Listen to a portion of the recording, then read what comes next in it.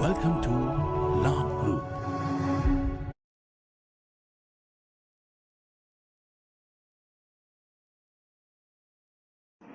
I, Shankar, Incharge of this oxygen plant. We have installed the oxygen plant last 5 months ago at RDT Hospital, Batalapalli, Andhrapradesh, from Labh Group, Ahmedabad, Gujarat. Our hospital is a 200 plus bedded hospital, and this generator capacity is 500 liters per minute. And from last 5 months we have supplied to the patient from this generator and the purity of 93%, and it was running smoothly now. I will explain how the generator works. This is the air compressor.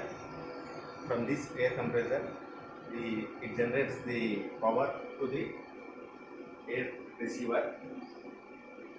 Here from compressor, it will receive the air. After that, it comes to the air dryer. Here the air dryer reduces the molecules.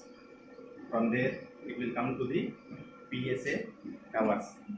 These two large towers are called PSA towers. Here the main process will be done. After that, it will goes to salt pressure. This is the salt pressure tank. After that, at last, this is the oxygen receiver tank.